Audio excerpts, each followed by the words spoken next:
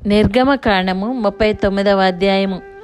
యెహోవా మోషేకు ఆజ్ఞాపించినట్టు పరిశుద్ధ స్థలములో అహరోను చేయు సేవ నిమిత్తము నీల ధూమ్ర రక్తవర్ణములు గల సేవా వస్త్రములను అనగా ప్రతిష్ఠిత వస్త్రములను కుట్టిరి. మరియు అతడు బంగారుతోనూ నీల ధూమ్ర రక్తవర్ణములు గల నూలుతోనూ పేనిన సన్న నారతోనూ ఏఫోదును చేసెను. నీల ధూమ్ర రక్తవర్ణములు గల నూలుతోనూ సన్న నారతోనూ చిత్రకారుని పనిగా నేయుటకు బంగారును రేకులుగా కొట్టి అది తీగలుగా కత్తిరించిరి. దానికి కూర్చు భుజఖండములను చేసిరి. దాని 2 అంచులయందు అవి కూర్పబడెను. దాని మీదనున్న దాని విచిత్రమైన దట్టి ఏకాండమై దానితో సమమైన పని కలిగి బంగారుతోనూ నీల ధూమ్ర రక్తవర్ణములు గల పేనిన సన్ననారతోనూ చేయబడెను. అట్లు యెహోవా మోషేకు ఆజ్ఞాపించెను. మరియు బంగారు జవలలో పొదిగిన లేత పచ్చలను సిద్ధపరిచిరి. ముద్రలు చెక్కబడినట్లు ఇశ్రాయేలీల పేర్లు వాటి మీద చెక్కబడెను.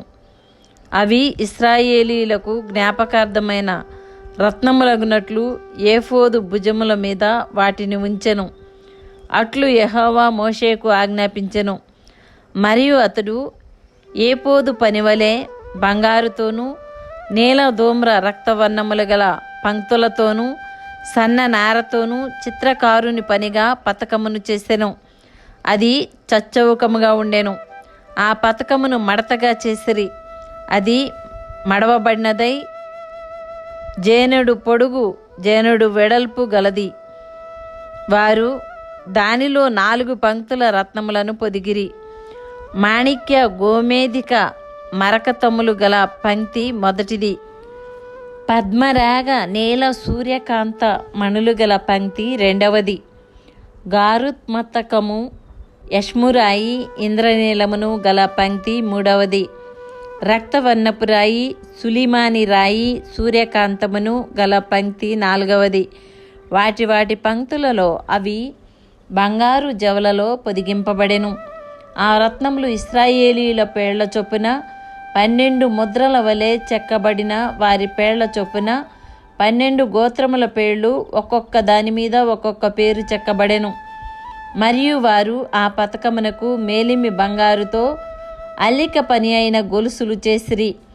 వారు 2 బంగారు జవ్వలు 2 బంగారు ఉంగరములను చేసి ఆ 2 ఉంగరములను పతకపు 2 కొనలను ఉంచి అల్లబడిన ఆ 2 బంగారు గొలుసులను పతకపు కొనలనున్న 2 ఉంగరములలో వేసి అల్లబడిన ఆ 2 గొలుసుల కొనలను ఆ 2 జవలకు తగిలించి ఏఫోదు భుజ ఖండముల మీద దాని ఎదుట ఉంచిరి. మరియు వారు 2 బంగారు ఉంగరములను చేసి ఏఫోదు ఎదుట ఉన్న పతకపు లోపలి అంచున దాని 2 కొనలకు వాటిని వేసిరి. మరియు 2 బంగారు ఉంగరములను చేసి ఏఫోదు విచిత్రమైన నడికట్టునకు పైగా దాని 2వ కూర్పు నొద్దనున్న దాని ఎదుటి ప్రక్కను ఏఫోదు 2 భుజఖండములకు దిగువను వాటిని వేసిరి. ఆ పతకము ఏఫోదు విచిత్రమైన దట్టికి పైగా ఉండునట్లును అది ఏఫోదు నుండి విడిపోకుండునట్లును ఆ పతకమును దాని ఉంగరములకును ఏఫోదు ఉంగరములకును నీలి సూత్రముతో కట్టిరి.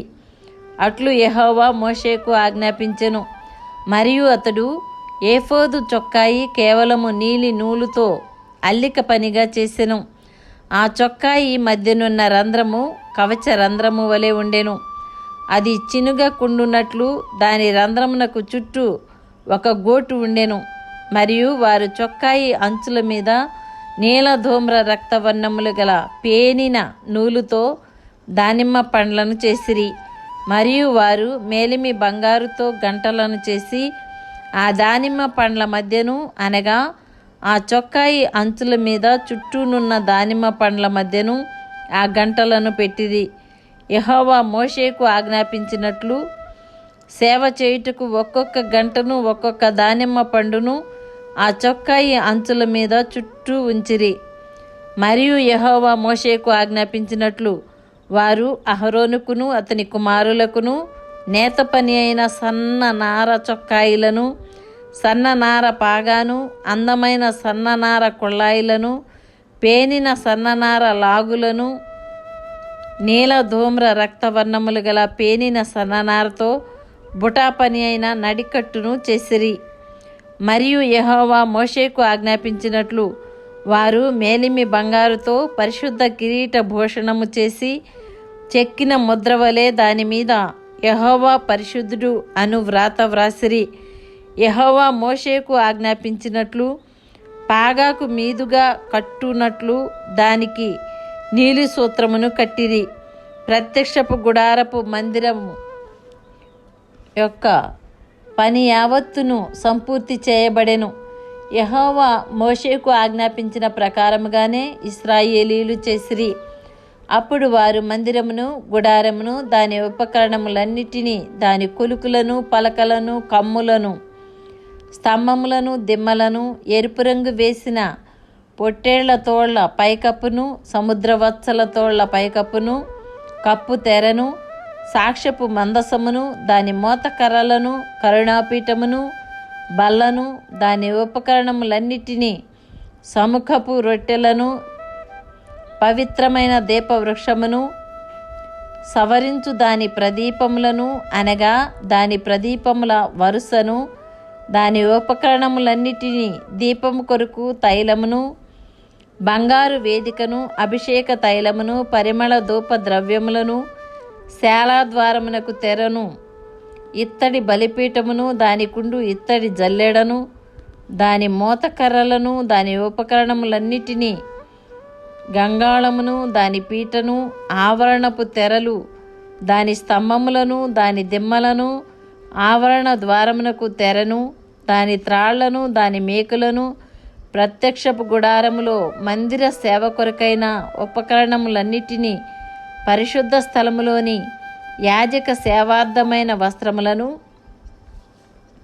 అనగా యాజకుడైన అహరోనుకు పరిశుద్ధ వస్త్రములను, అతని కుమారులకు వస్త్రములను మోషే యొద్దకు తీసుకొని వచ్చిరి. యెహోవా మోషేకు ఆజ్ఞాపించినట్లు ఇశ్రాయేలీయులు ఆ పని అంతయు చేసిరి. మోషే ఆ పని అంతయు చూచినప్పుడు యెహోవా ఆజ్ఞాపించినట్లు వారు దానిని చేసియుండిరి. అలాగుననే చేసియుండిరి గనుక మోషే వారిని దీవించెను. ఆమేన్.